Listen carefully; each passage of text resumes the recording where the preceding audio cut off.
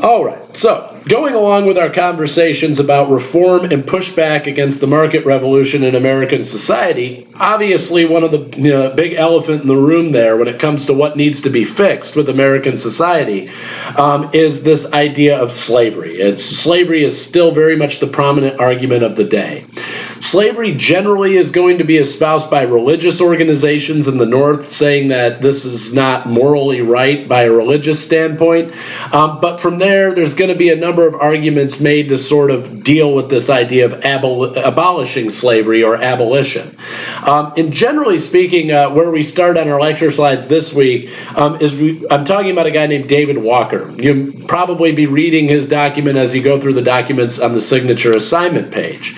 But what's happening here with Walker is he's an African-American guy, and in 1829, he writes a very influential pamphlet, and he's reaching out directly to the African-Americans who are living in slavery in the American South, and he says, look, we've put in more effort, blood, sweat, and tears into building this country. We've put in as much as anyone, if not more, and so really, this country is ours, and we deserve these inalienable rights and these freedoms that are being denied to us through the institution of slavery.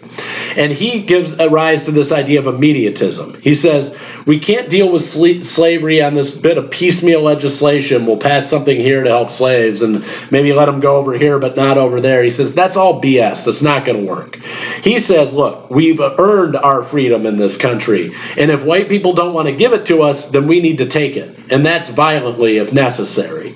So he's kind of advocating for slaves who are not being given their freedom to rise up in the American South and kill their slave owners and the white people around them.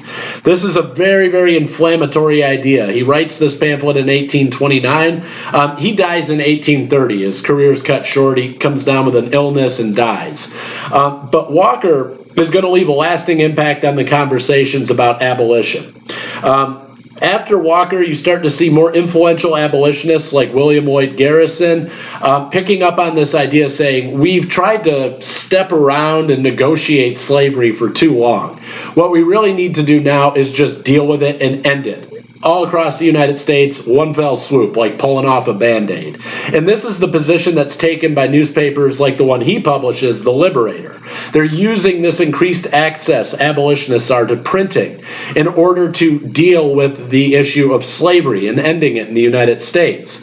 They publish about it in their newspapers and pamphlets all over the North. They send thousands upon thousands of pamphlets down to the American South, which are promptly pulled off the trains and burned in public bonfires where people are very much against the idea of abolition. But this idea of immediatism is also, it brings up another issue here. This idea of ending slavery immediately in the United States raises new problems.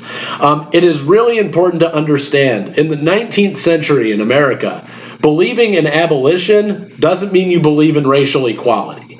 And many abolitionists felt, look, I don't agree. Nobody should be held in slavery. That's not fair. But I also don't want freed African Americans living around me. I want them gone. And this is what gives rise to an organization known as the American Colonization Society.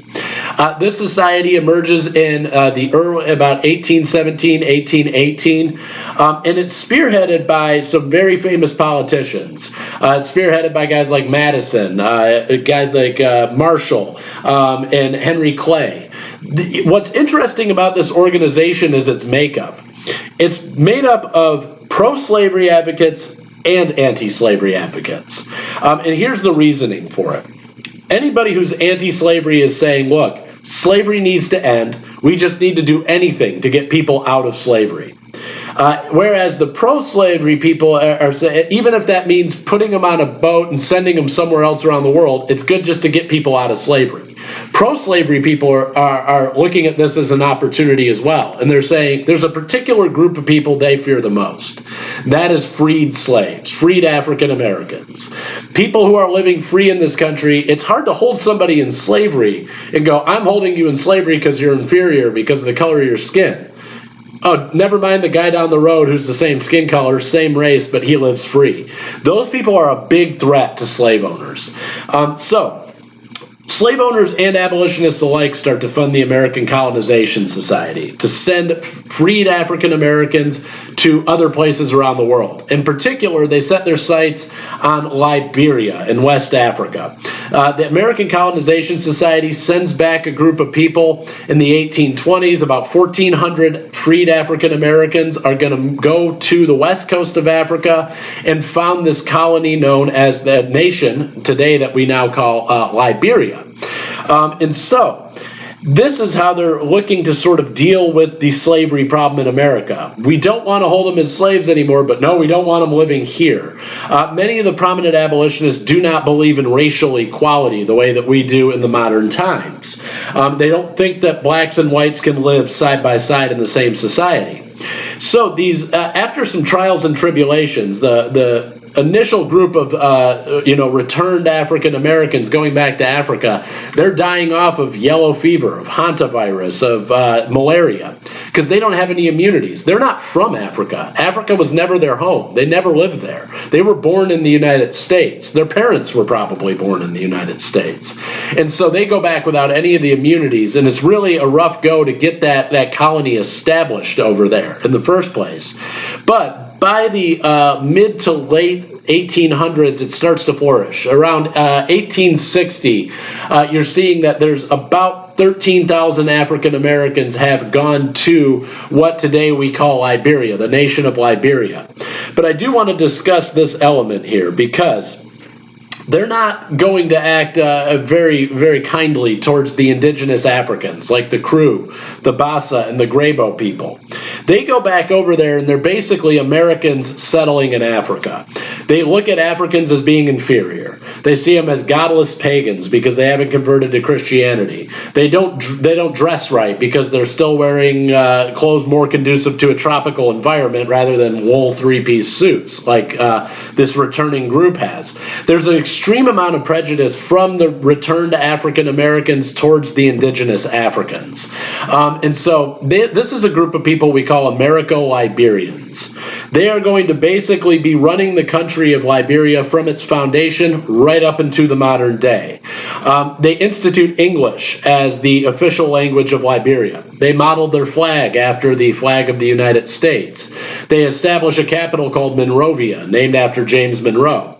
And so you can see they're establishing all of these ties to the Western world, to their American identity. And they basically treat the native Africans in this region as in the same way the American government is treating Native Americans.